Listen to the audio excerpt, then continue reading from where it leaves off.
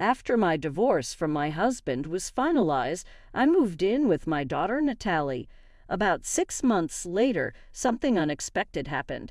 It was my day off, and I was relaxing at home with Natalie when I got a call from my mother.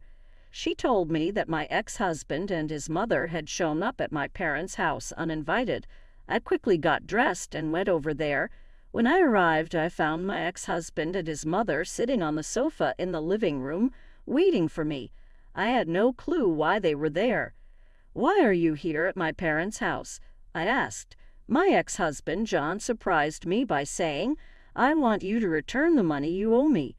"My name is Aaron. I'm a 40-year-old office worker. I was married to John for 14 years, and our daughter Natalie was born around the time we got married. She's now in the 8th grade. We were a happy family, and I felt sure that we would always have a loving home together." I met John on a blind date and was instantly drawn to his friendly, kind, and cheerful nature. He liked me too, and we stayed in touch throughout high school. We shared our contact details and started dating after a few dates. A year later, he proposed, and we got married. I loved him deeply and was thrilled when he asked me to marry him. I had a close group of friends from high school, and we always came together for big events. When I told them I was getting married, they were all excited and congratulated me. They all came to our wedding and talked about wanting to get married too. Over time, one by one, all my friends from the group got married, and eventually everyone in our circle was married. We laughed and joked about how our group of friends had all suddenly become adults. When I got pregnant, my friends started getting pregnant too, and before long, we had turned into a group of moms. It felt like we were all going through life together, and I knew we would stay close friends forever. I was happy being both a wife and a mother. I also enjoyed my job. After college, I started working in the planning and development department of a big company, and my days were very busy. The job was challenging but very rewarding, and I learned something new every day. One of my mom friends who stayed at home once told me, "You're really a workaholic, Aaron, but you also have a great family life. It's like you have two lives or something." My friend says I'm a very strong woman, but I really wish I had the endless energy of a strong man. Both John and Natalie help me unwind and relax at home after a long day at work. When I got home, I would say, "I'm home," and Natalie would respond with a cheerful, "Oh, Mommy, welcome home." When she was younger, she would greet me with a big smile and a hug, which made all my tiredness disappear for the day. John would also help me relax. After Natalie was born, John quit his job and started working part-time so I could continue working at my company. He took a job at a cafe and took care of picking up and dropping off Natalie. When I came home, he always had dinner ready. After a long day at work, it's tough to cook, so coming home to a hot meal was a huge relief. John's cooking helped me feel relaxed and refreshed. I would take baths with Natalie, and we would chat about our day. My life was fulfilling both at work and at home. I could manage it all because John and Natalie were so supportive of my job. Their kindness made me even more dedicated and passionate about my work, and as I achieved good results, I got promoted.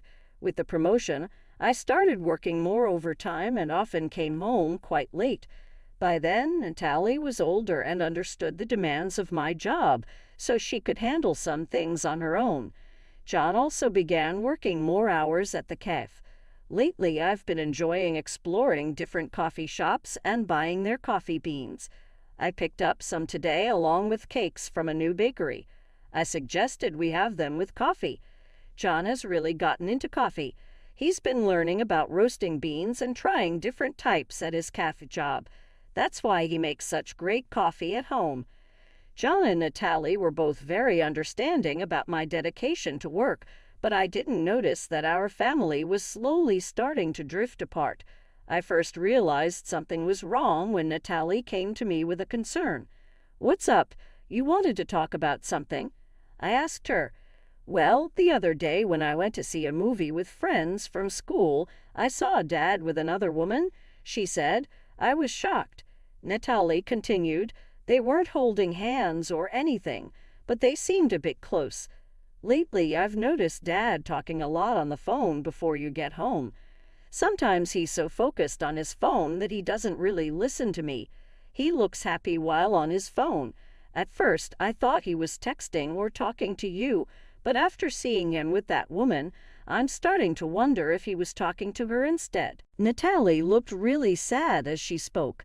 She was already in middle school and sensitive to these kinds of issues, so I knew she wouldn't be able to handle this alone. I was also shocked. The thought that John, who I believed always put Natalie first, might be having an affair was heartbreaking. "I'm so sorry, sweetie. I didn't realize we were making you feel this way. I've been too focused on work, haven't I?" Natalie reassured me. "No, it's okay that you work hard, Mom. Don't feel bad about that." I was grateful for her understanding words. "Thank you, Natalie. I'll talk to your dad about this. If it turns out he's having an affair, I think I'll have to get a divorce. Is that okay with you?" She nodded. "I don't like the idea of Dad having an affair. Just knowing that and still being with him would make me feel bad." Seeing Natalie so upset made me realize how much I had neglected my family. I knew I needed to get to the bottom of this issue, especially since Natalie had the courage to bring it up. I hired a private investigator to look into John's possible affair. The results were shocking. John was indeed having an affair, just as Natalie said, and there was photographic evidence to prove it. What stunned me the most was who his affair partner was: Stacy, one of my high school classmates and a member of our mom's group. I was more surprised by this betrayal from a friend I trusted than by John's affair itself. Stacy, a stay-at-home mom and the last to marry in our group, had a young child of her own, yet she was involved with John and neglecting her own child. When I saw the evidence, I was overwhelmed and couldn't move for a while. If I hadn't been alone in my room, Natalie might have stumbled upon those photos, causing even more turmoil in our family. I wasn't ready to confront John yet, and I definitely couldn't let Natalie see these pictures. I took a deep breath to calm myself down. Then another friend from the mom's group told me she had changed jobs, which gave me the idea to suggest a get-together. I figured it would be a good chance to see Stacy without her knowing I was aware of the affair. The get-together was planned for 3 weeks later. During that time, I quickly hired a lawyer and began preparing for the divorce. I briefly informed Natalie about what I had discovered and that her dad and I would be getting a divorce. We spent our days off together, looking for a new apartment. The day of the get-together finally arrived. I started by asking my friend about her new job, and then we all shared updates about our lives. Stacy still didn't seem to know that I was aware of her secret, and we had a normal conversation. "Everyone's working, so it's good that things are changing," Stacy said. "I'm just a housewife, so I'm stuck in the same routine." "Why, you don't have to work, Stacy, because you have a husband who supports you," one of my friends replied. "I do appreciate my husband, but sometimes I feel a little bored," Stacy admitted. It was time to confront her about the affair. "So, is that why you're having an affair with other people's husbands?" I asked. Stacy and the other friends froze at my comment. Aaron, what do you mean by that?" Stacy asked, her face going pale. "Well, it seems that Stacy is having an affair with my husband, John," I said. "What? No way. You must be joking," the other friend said, trying to defend Stacy. Since my friends were protecting her, Stacy took advantage of it. "That's right, Aaron. What are you talking about all of a sudden?" "You must have confused me with someone else," Stacy said, trying to deflect. "Oh, really?" I replied. "Then why don't you all take a look at this?" I pulled out the photos from my bag and laid them out on the table. My friends stared at the photos in shock. "Oh my gosh," they gasped. "Stacy, why?" Stacy, clearly caught off guard by the evidence, covered her mouth with her hand. "I'm so shocked. Why did you have an affair with my husband?" Stacy seemed to realize there was no way out. "I'm really sorry. I happened to walk into the cafe where your husband works.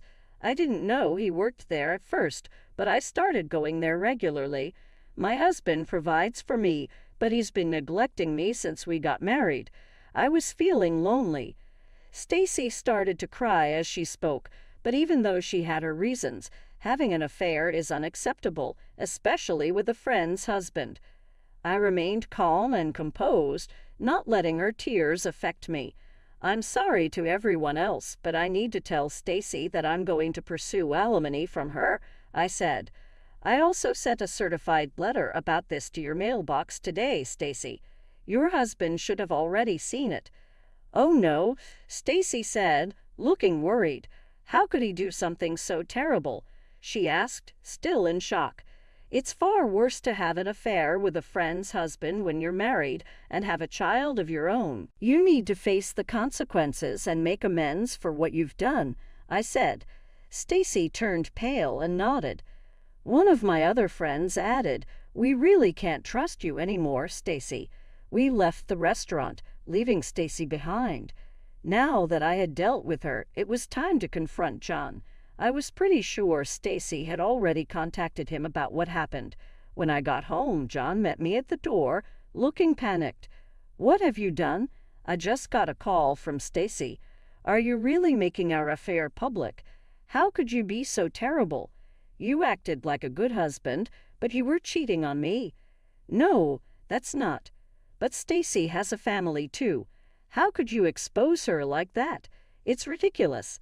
It seems people who have affairs think alike. You believe that as long as the other person doesn't find out, it's not a big deal. But what you did was wrong, and it all needs to be revealed as part of your punishment. That's why I'm going to divorce you and seek alimony and child support." With clear evidence of the affair, John couldn't deny what happened and agreed to the divorce. However, he was hesitant about paying alimony and child support. When I hired a strong lawyer and made it clear that I was ready to take the case to court, he finally agreed to pay. Upon our divorce, my ex-husband sold the house we had been living in. I moved into a new apartment with Natalie. I also pursued alimony from both John and Stacy and received $330,000 from each. Additionally, I secured child support from John.